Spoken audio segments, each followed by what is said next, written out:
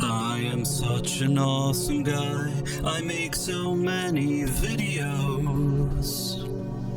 Boom. Hello there, Price of Reason here with a series review. In 2017, Amazon founder and executive chairman Jeff Bezos had said that he wanted Amazon to have its own franchise just as big as Game of Thrones.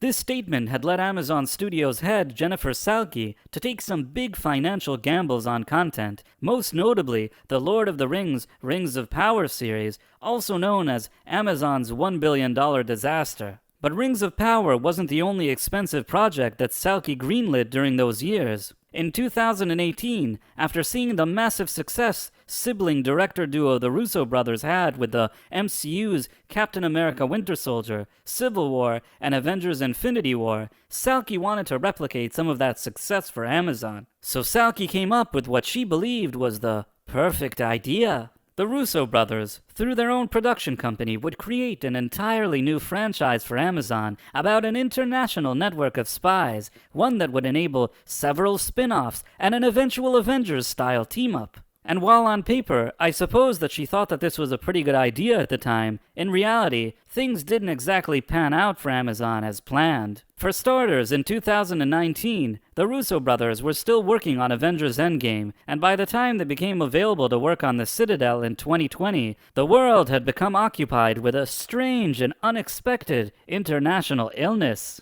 To complicate things further, in mid-2020, Netflix had decided that they too wanted some franchise action themselves, so they also hired the Russo brothers to make the Gray Man movie for Netflix, which would eventually come out in 2022. For those of you curious to learn more about the Gray Man, I've already reviewed it on this channel, and if you care to check out that review, I've added a link to it in the video description below. Anyhow, curiously, much like Amazon's The Citadel, Netflix's The Gray Man Russo project was also about an international spy organization that would enable several spin-offs and an eventual Avengers-style team-up. And since the movie, which the Russos would direct for Netflix, seems to have been rushed into production, it didn't leave them as much time to focus on the Amazon project, so the Russos then came up with what they believed was the perfect solution. They would personally direct the Gray Man movie for Netflix, but simultaneously hire a separate team of hired gun writers, directors, and producers to make the Citadel project for Amazon through the Russos' production company, while still remaining executive producers on the Amazon project. Unfortunately, this plan ended up backfiring, as only after filming for the Amazon show had already completed, neither the Russo brothers nor Amazon were happy with the work of their hired guns. As a result, showrunners Josh Applebaum and Andrei Nemec were both fired from the Citadel, and Amazon then ordered extensive reshoots throughout 2022, which this time would be personally overseen by the Russos themselves. These reshoots ended up being very costly though, causing the series budget to balloon out of control from $160 million to $300 million. This means that after Lord of the Rings Rings of Power, Amazon's The Citadel is now considered the second most expensive show ever made. And now that the first 2 episodes of this 6-part series have finally been released, there's only one question that remains. Is it even worth watching? The Citadel is about 2 former spies who used to work for an international spy organization called the Citadel. 8 years ago, after an operation seemingly went wrong, their memories were deleted by their handlers through some type of advanced technology. Years later, after living regular lives and unaware of their past in espionage, their shady former Citadel handler shows up one day and pulls them back into action. As usual, I will first discuss what I liked about the show, then what I didn't like, and then I will give you my final verdict. Let's start with the good. Number 1, the cast. The main stars of this show are Richard Madden, best known for his work on Game of Thrones and The Bodyguard, and Priyanka Chopra, best known for Quantico, and also being married to, arguably, the most annoying Jonas brother. Veteran actor Stanley Tucci plays their handler in this series, who works within the Citadel spy organization. Generally speaking, I don't dislike these actors, and they are certainly suitable for these type of roles. They seem to do whatever is required, and I suppose they are just likable enough on screen. With that being said, I wouldn't say that any of these actors managed to really elevate the level of the material, although with so many problems behind the scenes, I suspect that it's probably not really their fault either. Number 2, the action. There are a few action scenes that look pretty decent. Nothing too memorable, nothing too spectacular, and while I don't think that they justify the show's insane budget, I suppose they're at least watchable. Make of that what you will. Well, that was the good. Now let's talk about the bad. Number 1, the writing. I don't know if it's because this series has had so many production issues, or because of all the frantic rewrites and reshoots, there's something awfully messy and unimaginative about it. What's especially frustrating is that there are enough ingredients here to make this series something unique, but somehow it mostly just comes off as very generic. And the part that surprises me is that even after pouring $300 million into this project, neither Amazon nor the Russos were able to produce something better. Based on the first 2 out of 6 episodes, I can already think of several better ways to have told this story, and ironically, do it in a much more cost-effective way. Right now, from the start, we immediately get thrown into flashbacks and action set pieces quickly telling us the story of how the 2 main characters were secret agents before they lost their memory. Meanwhile, the 2 main characters don't remember their past, so we, the viewers, know more about the main characters than they do themselves. In my opinion, from a storytelling perspective, this is actually a rookie mistake. I think that the first episode should have been dedicated to showing only the present-day lives of the former spies. While the former agents would have no recollection of their past, they would both see strange images of events that they don't recall. Neither the main characters nor the viewers would know what their past really is, though. Perhaps through some type of security threat discussed on the news, they'd start to remember little bits and pieces of their former lives. If it were up to me, episode 2 would then have both agents quietly traveling to different locations and gathering clues about their past, only to have them find each other during their search by the end of episode 2, at which point their former handler would reveal himself. That's when the agents and the viewers would learn the truth together, and the episode can end with a big action sequence that helps the series shift gear. While right now there is a scene where they discover each other at the end of episode 2, but since we, the viewers, already know everything from the start, having them finally meet has little to no impact on the story, and it's a real shame as the story would have benefited from starting off on a smaller scale and building up to something bigger and more exciting.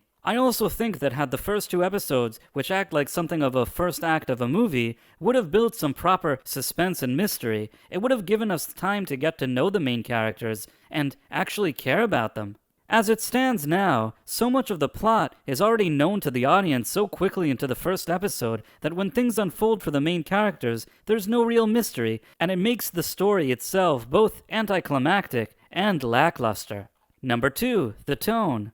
There are many moments that I'm not sure if this show knows what it wants to be. If it's supposed to be humorous, there just aren't enough jokes here to make it funny. If it's supposed to be suspenseful, there isn't enough suspense built here to make it work. Some of the action seems over the top and cartoonish, like something you'd see in a superhero movie, which is fine, but the question is that the tone this show is supposed to have, or is it a more serious espionage show?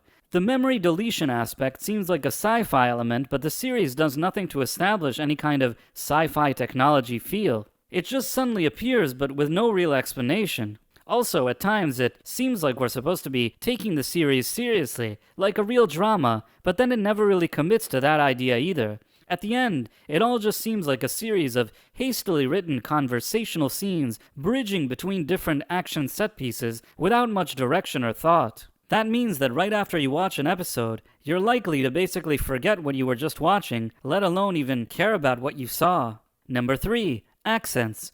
I know this seems like a minor quip, but I think that both Richard Madden and Priyanka Chopra should have used their more natural British and Indian-sounding accents. They're both supposed to be international spies, and I think specifically both of these actors give much better performances when they're not forced to use American accents. While this isn't my main issue with the show, not by a long shot, but it's still worth mentioning. Overall, I wouldn't say that this is the worst series I've ever seen, but it's also not especially good either, and considering that each episode of this series cost $50 million to make, the price tag does not justify the final product in any way, shape, or form.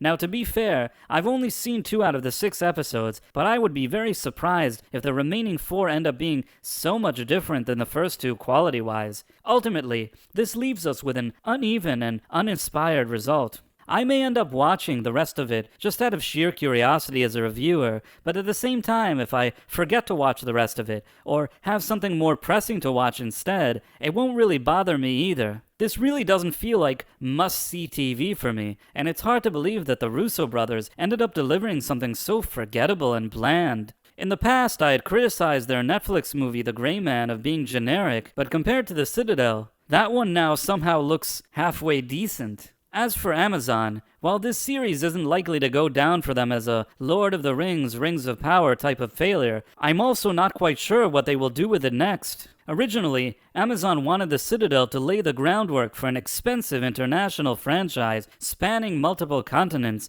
with spin-offs in different countries and in different languages. It was initially billed as one of their most ambitious projects to date. I suppose that much like with Rings of Power, they could still double down on it and move forward with those plans, but financially speaking, is it even worth it? Judging by how little I've been hearing about this show online, I would say probably not. For me, one of the problems that I have with both the Citadel and Rings of Power is that their critical and commercial failure never really seems to affect Amazon Studios' top executives. Instead, these same executives that have already lost billions for their company continue to thrive, while lower-level employees of the studio end up losing their jobs in order to make up for their losses. In addition, there are so many talented filmmakers and storytellers out there that get overlooked these days. Some of them would be happy to make shows and movies for a very tiny fraction of what Amazon has spent on Rings of Power and Citadel. When I zoom out and look at these big-budget streaming productions, I can't help but feel that overall, the entertainment industry is heading in the wrong direction. At the end of the day, without character development, without good writing, and without good storytelling, all of these seemingly shiny and fancy productions end up falling flat. I realize that everybody wants a franchise these days, but what we keep seeing time and time again is that there's rarely ever a case of an instant franchise.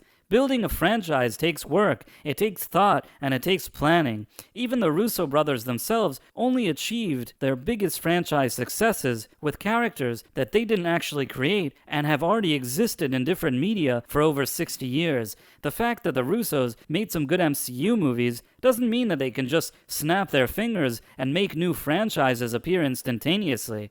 At the end of the day, I don't know who's more audacious here. The Russos, who are selling the studios this type of big franchise illusion, or the studios who are willing to blindly buy into it. What do you think of the Citadel? Did you love it? Feel free to let me know in the comments, and if you enjoyed this video, please consider subscribing to my channel, and also clicking on that wonderful notification bell. Thanks for watching, my friends. Thank you, and good day!